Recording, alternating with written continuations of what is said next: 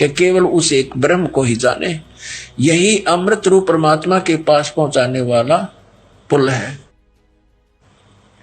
यहां देखो, इस आत्मा का ओम के जप के साथ ध्यान करो।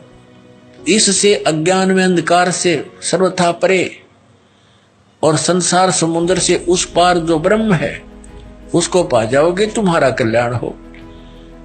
ब्रह्म ओम ब्रह्म का जाप है, और इसी ब्रह्म को ये कभी तो अक्षर ब्रह्म कह रही है, यहां भी अक्षर ब्रह्म कहा है।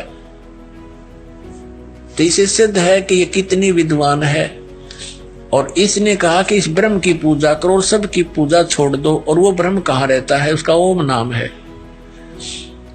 वह यह सबका आत्मा ब्रह्म ब्रह्मलोक रूप दिव्य आकाश में स्थित है।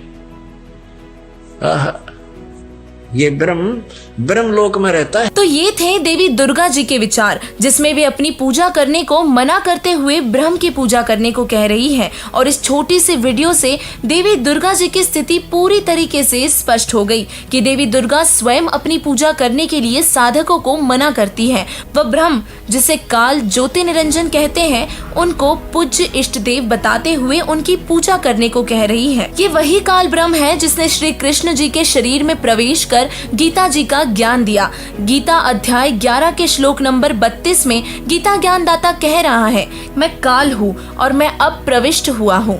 दर्शकों, इसे काल स्वरूपी ब्रह्म भी कहा जाता है। देवी दुर्गा जी देवी पुराण में ब्रह्म को पूज्य बता रही है, और जबकि ब्रह्म गीता जी अध्याय नंबर 7 के श्लोक 18 में अपनी पूजा को भी अनुत्तम बता रहा है, तथा गीता जी अध्याय नंबर 18 के श्लोक नंबर 62 और 66 में गीता ज्ञानदाता ब्रह्म अर्जुन को अपने से अन्य किसी और परमात्मा की शरण में जाने को कह रहा है, जिसकी शरण में जाने से साधक शाश्वत स्थान और परम शांति को प्राप्त होगा।